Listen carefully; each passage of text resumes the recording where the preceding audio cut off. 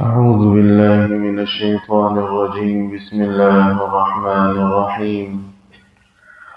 لقد نصركم الله في مواطن كثيرة ويوم حنين إذ أعجبتكم كثرتكم فلم تغن عنكم شيئا وضاقت عليكم الأرض بما رحبت ثم وليتم مدبرين ثم أنزل الله سكينته على رسوله وعلى المؤمنين وأنزل جنودا لم تروها وعذب الذين كفروا وذلك جزاء الكافرين ثم يتوب الله من بعد ذلك على من يشاء والله غفور رحيم. لقد نصركم الله في مواطن كثيرة، البتہ یقیناً بہت سی جگہوں پر اللہ تعالیٰ تمہاری مدد کر چکا ہے۔ وَيَوْمَ حُنَيْنٍ، اور حنین کے دن بھی اس نے تمہاری مدد کی۔ اِذْ أَعْجَبَتْكُمْ كَثْرَتُكُمْ، جبکہ تمہیں تمہاری کثرت نے خود پسندی میں ڈال دیا۔ فَلَمْ تُغْنِ عَنْكُمْ شَيْئًا، پس وہ تمہارے کچھ بھی کام نہ آ سکی۔ وَضَاقَتْ عَلَيْكُمُ الْأَرْضُ بِمَا رَحُبَتْ، اور تم پر زمین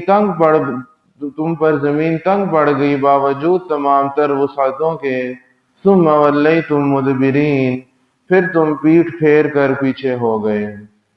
ثُمَّ أَنزَلَ اللَّهُ سَكِينَتَهُ عَلَى رَسُولِهِ وَعَلَى الْمُؤْمِنِينَ، پھر اللہ تعالیٰ نے اپنے پیغمبر اور مؤمنین پر سکینہ نازل فرمایا۔ وَأَنزَلَ جُنُودًا لَّمْ تَرَوْهَا، اور ایسے لشکر اتارے جو تم نے نہیں دیکھے۔ وَعَذَّبَ الَّذِينَ كَفَرُوا، اور اس نے کافروں کو عذاب میں مبتلا کر دیا۔ وَذَلِكَ جَزَاءُ الْكَافِرِينَ، اور کافروں کی یہی سزا ہے۔ ثُمَّ يَتُوبُ اللَّهُ مِن بَعْدِ ذَلِكَ عَلَى مَن يَشَاءُ، پھر اس کے بعد اللہ تعالیٰ جسے چاہے گا توبہ کی توفیق عطا فرمائے گا۔ وَاللَّهُ غَفُورٌ رَحِيمٌ، اور اللہ تعالیٰ بہت بخشنے والا نہایت مہربان ہے۔ ان آیات مبارکہ میں اللہ تعالیٰ نے مسلمانوں کو اپنی نصرت اور مدد کی یاد دہانی کروائی ہے۔ نبی کریم صلی اللہ علیہ وسلم جس وقت مدینہ منورہ سے 10,000 صحابہ اکرام کا لشکر لے کر مکہ مکرمہ کی طرف روانہ ہوئے تو قبیلہ حوازن اور ثقیف کے لوگ سمجھے کہ شاید ان پر حملہ ہوگا۔ حالانکہ ایسا نہیں ہوا، لیکن انہوں نے حصن مقدم کے طور پر جنگی تیاریاں شروع کر دیں اور مالک بن عوف نصری سپہ سالار مقرر ہوا۔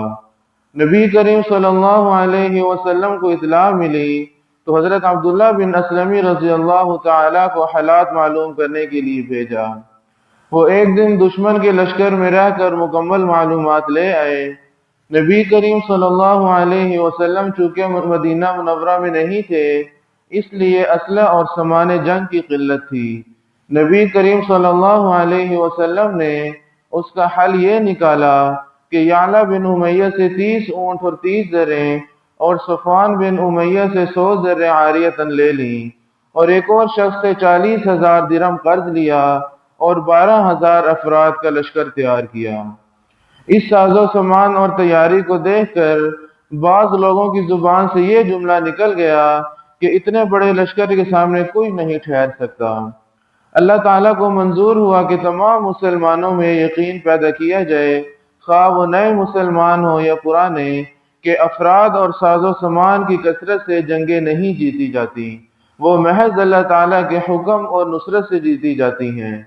چنانچہ جنگ کے آغاز میں ہی قبیلہ حوازن کے لوگوں نے تیروں کا ایسا برسایا کہ مسلمانوں کے قدم اکھڑ گئے اور وہ بھاگ کھڑے ہوئے۔ نبی کریم صلی اللہ علیہ وسلم اپنے خچر پر سوار مخصوص صحابہ اکرام کے راہ ڈٹے رہے۔ نبی کریم صلی اللہ علیہ وسلم نے حضرت عباس رضی اللہ تعالی عنہ کو آواز لگانے کا حکم دیا۔